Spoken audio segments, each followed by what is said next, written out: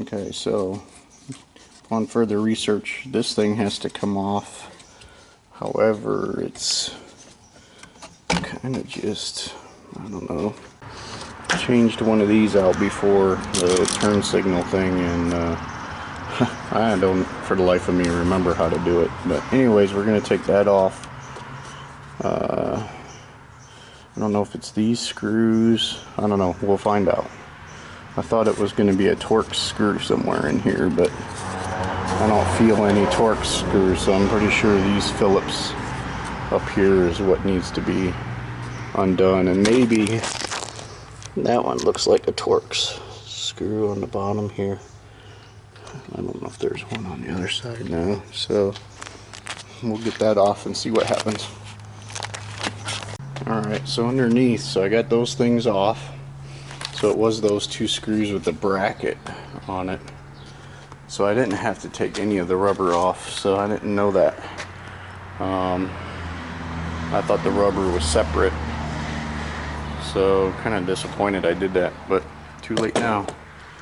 But anyways, up underneath,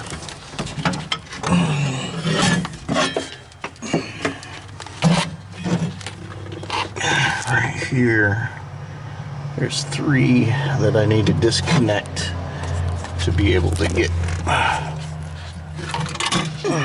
the dashboard off. So it's that one,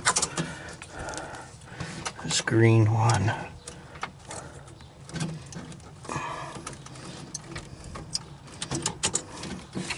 and then a gray one. So gray, green, and then red.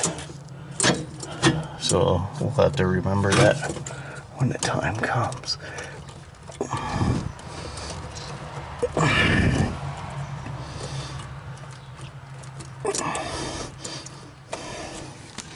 Yeah, so I'll finish getting that off. It's being difficult. Alright, so we finally got it out. Nice.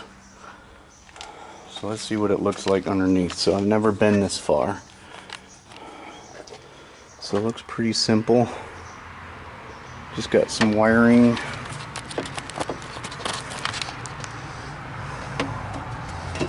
Right here. And one thing not to remember, or one thing that I disconnected didn't show, is both sides has these tubes right here. And they just pull off. So it's coming from the box over here. Let's have a look on the other side.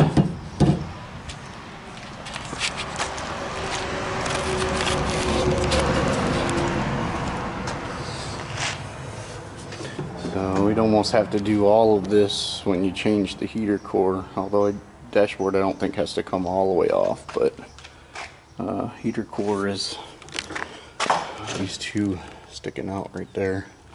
So up underneath, so heater core's in here.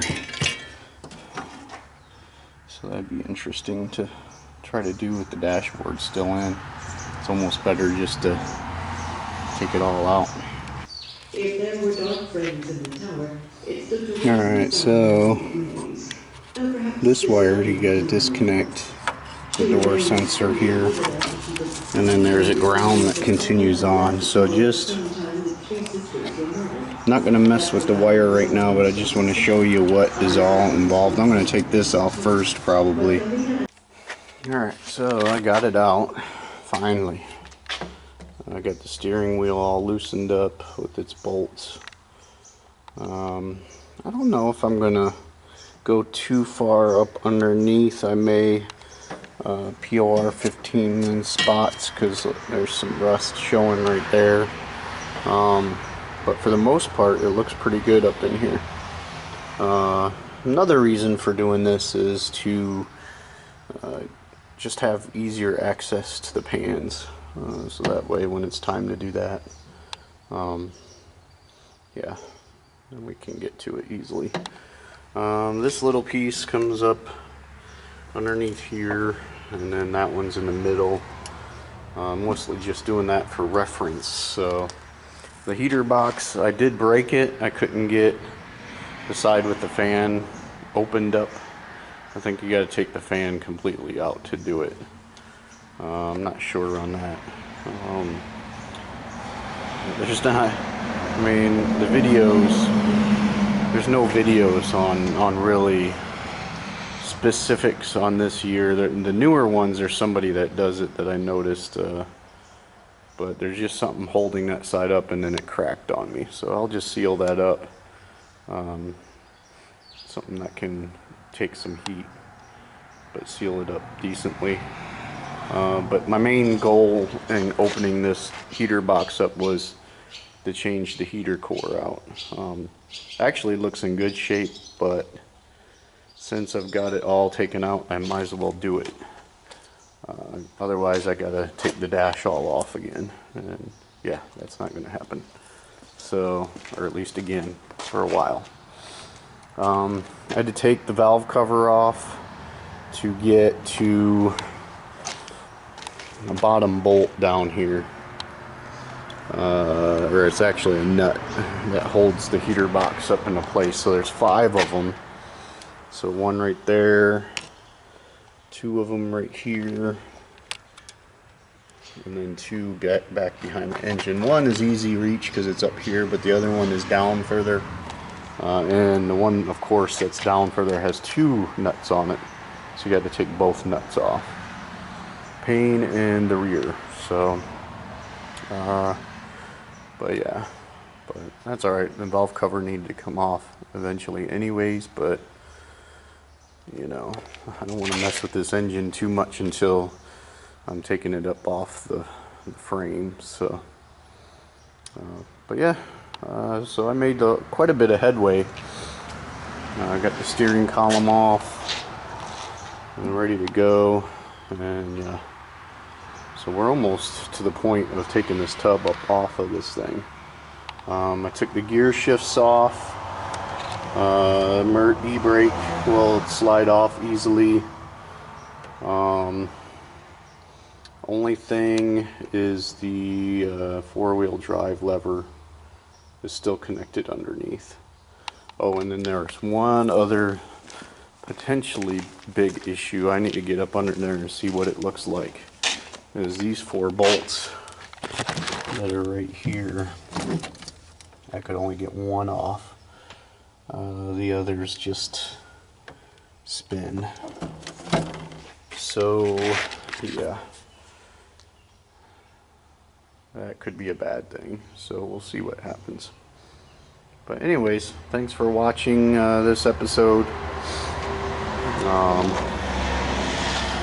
Next one, I'll probably see what's going on with this pivot thing. I don't know if I can find another one. I'm sure eBay will sell them. Yeah, so next episode I'll be taking this tub off. Hopefully, at least getting the bolts off, getting it ready to go. We'll use the tractor over there to probably lift it up off. I'm going to continually work on the tailgate. I don't know, I'm half tempted just to, you know, hack it at the hinges, getting new hinges anyways, but I'm half tempted just to cut it down just to get the tailgate off and then deal with it later. But main thing is I need to get this tub off because the whole frame needs to be stripped off. So I got a low tire there. But before I can delve into that, I need to get this tub off, start taking things off the frame, and seeing if the frames even has any bad spots. So far, especially in the front here, we're good. And the front seems to be where most of the damage on this thing is, other than the rear corners back there. But everything from like here on up is like the worst. So if the frame's still good up here, then cross your fingers on the rear. So we'll see. Anyways, I'll talk to you guys later. hit like, subscribe, all that good stuff, and I'll see you guys on the next video.